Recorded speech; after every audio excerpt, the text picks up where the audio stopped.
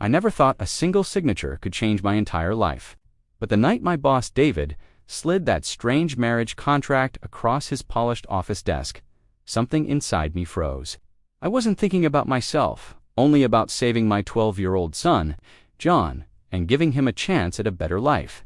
I told myself I could survive anything, any lie, any secret, any sacrifice. But what I didn't know was that the real danger wasn't David's proposal.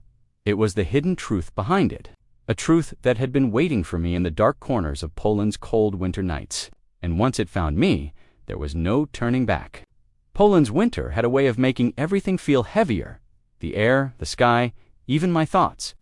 Every morning I woke up before sunrise, wrapped John in his thick jacket, and took 2 trams to my job at Arden Enterprises, the company David owned. I was just an office assistant, invisible to most people, but never to him. David always watched me in a quiet, unreadable way, not with kindness, not with cruelty, just interest. Life was getting harder. John's school fees were overdue, his medical checkups kept piling up, and my salary barely covered our rent in our small, freezing apartment. I tried to stay strong for him, but some nights I cried in the bathroom with the water running so he wouldn't hear. Then, one evening, David called me to his private office. He didn't look like my boss. He looked like a man to calm for the storm outside.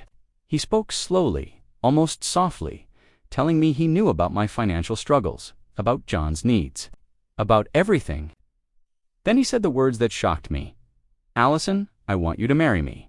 Not for love, for partnership and protection." He placed the contract in front of me like it was nothing. No explanation, no emotion, just a deal. And while his offer terrified me, a small part of me wondered why a powerful man like David would need a marriage that felt more like a secret arrangement. I accepted for my son, but my instincts whispered that David had a hidden reason, a reason he wasn't ready to tell me, a reason I wasn't ready to hear. The first days after the marriage felt unreal, like I was living someone else's life. David moved us into his massive, silent house on the outskirts of Warsaw. It was beautiful, but it didn't feel like home. It felt watched. Too many cameras, too many locked rooms, too many things I wasn't allowed to ask about. David was polite, almost distant. He never touched me, never asked for affection, never even tried to act like a husband. Instead, he gave me rules. Rules about where I could go. Rules about rooms I must never enter. Rules about John's schedule. John found the house exciting at first, but soon he began telling me strange things, shadows moving in the hallway, someone whispering near his room at night, the feeling of being followed inside our own home. I tried to calm him, but deep inside, I felt it too. Then I began noticing patterns. David left the house every night at exactly 11 p.m. He returned at 3:17 a.m., without fail. He said it was work, but never explained what kind of work happened in the middle of the night. One night, curiosity won. I followed him silently down the stairs, through the long hallway, past the one door he strictly forbade me to touch. It was the only door in the whole house that had 3 locks and a security code. David paused there. He looked at the door the way someone looks at an enemy or a grave. Then he entered the code, stepped inside, and the door shut behind him with a sound that echoed in my bones. I waited, listening. For a whole minute, I heard nothing. Then suddenly, a muffled cry. Not David's, someone else's, someone trapped behind that door. The next morning, David acted as if nothing happened, but I couldn't. The house felt like it was hiding something dangerous, something alive. And it became worse when John came to me with pale cheeks and shaking hands. He whispered, "Mom, last night I saw a man in the hallway, but he disappeared like smoke." That was the moment I knew. Whatever I agreed to, whatever marriage this was, we were now inside a secret we were never meant to discover. The night everything changed started with a storm, the kind that shakes the windows and makes the whole world feel nervous. John couldn't sleep, so I let him stay in my room. I held him close until he finally drifted off. But I couldn't. My mind kept going back to that locked door, the muffled cry, the shadows my son kept seeing. At 10:58 p.m., I heard footsteps. David's, right on schedule. But this time, something was different. His steps were heavier, slower, as if he was carrying something or someone inside himself. Once he went downstairs, I made a decision I never thought I'd make. I followed him again. My heart was pounding so hard, I thought he'd hear it. But he didn't. He walked toward the forbidden room, entered the code, and slipped inside. The door didn't close all the way. Just an inch open. Just enough for a mistake. Just enough for the truth. My shaking fingers pulled it wider, and for the first time, I saw what was inside. It wasn't a room. It was an underground hallway, freezing, dark, lined with old brick and steel pipes. A place that didn't belong to a modern house. A place that smelled like secrets. And then I heard it. A soft, broken whisper. "Help, please." I froze. It wasn't David's voice. It sounded like a woman. I stepped inside, unable to stop myself. The hallway stretched long, with 3 doors. The last one had scratch marks, deep, desperate ones, like someone had tried to claw their way out. "Mom," I turned, and my blood turned to ice. John was standing behind me, barefoot, half asleep, confused. He must have followed me. But before I could move him back, a hand grabbed my wrist from the darkness. I screamed then, a voice hissed sharply, "Quiet. If he knows you're down here, you won't leave." The flashlight flicked on, and I saw her. A woman, pale, terrified, wearing a torn coat. She wasn't a ghost. She wasn't a hallucination. She was real, alive, and locked in this place. "Who are you?" I whispered. She swallowed hard. Her eyes darted up the hallway, terrified someone might hear. Then she said something that shattered everything I believed. "My name is Emily, and I'm David's real wife." The walls spun. My breath stopped. No, this couldn't be real. But Emily grabbed my arm again. "Listen to me. You're in danger. Your son is in danger. David didn't bring you here to save you. He brought you here to replace me." My heart almost stopped. And then footsteps thundered above us. David had realized the door wasn't fully closed. He was coming back fast. Emily shoved John toward me. "Run now." This was the moment everything turned. The moment I stopped being afraid of the truth and started fighting for my son's life. I grabbed John's hand so tightly he winced, but I couldn't let go. Not now, not when footsteps were crashing down the stairs toward us. Emily pushed us toward the exit, her voice shaking. "Go. He won't hurt me, but he will hurt you." I didn't want to leave her, but John was trembling, and I knew that if David found us in that underground hallway, none of us would walk out. I pulled my son up the stairs, our breaths sharp and panicked, and we ducked behind the wall just as the heavy door swung open again. David stepped inside. His face, it didn't look human for a moment. It was cold, emotionless, like a man stepping into a job he'd done many times before. But then he noticed it. The door wasn't fully closed. His eyes narrowed. He knew someone had been there. I forced myself to stay silent, my hand covering John's mouth as he shook. David disappeared into the hallway, calling out calmly, "Emily, you're awake early."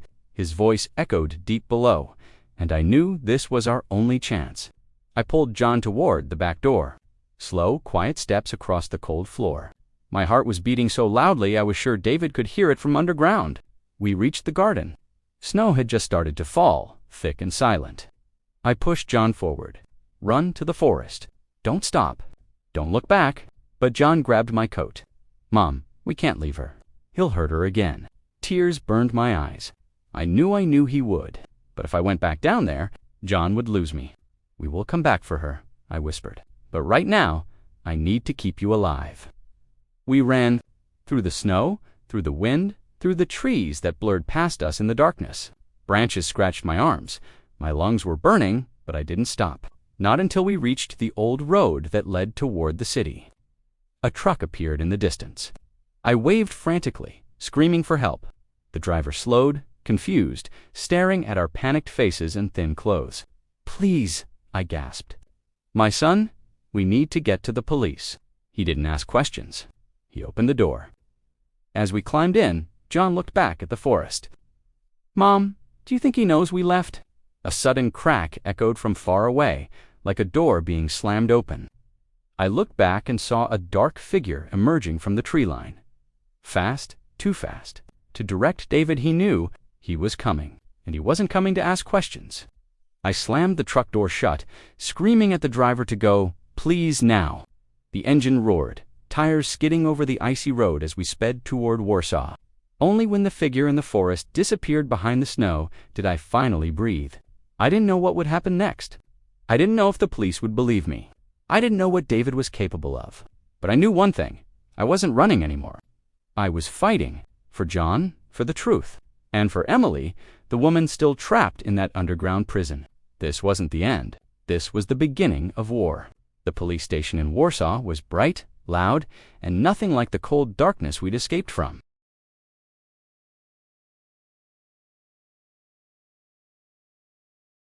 Officers rushed around, phones ringing, doors opening and closing. But when I told them what happened, the underground hallway, the locked rooms, the woman named Emily, the room went quiet. Too quiet.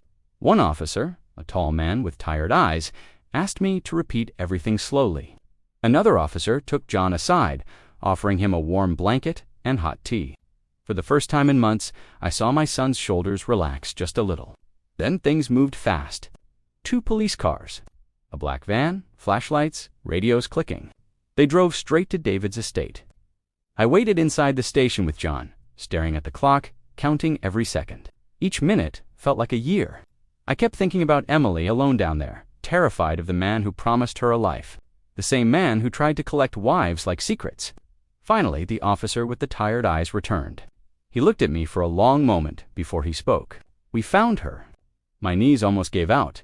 "Emily, she's alive." He nodded. Alive, weak, but safe. I covered my mouth with my hands, tears flooding my eyes. I didn't care about anything else in that moment. Not the house, not David's lies, not the danger we faced.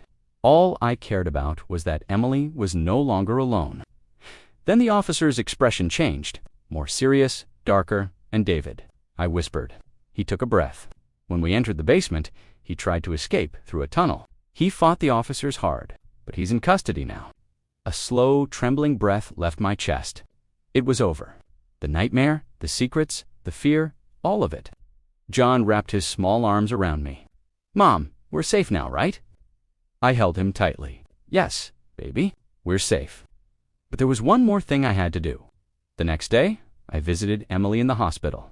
She was thin, pale, but her eyes were strong. She looked at me with a sad smile. "You saved me."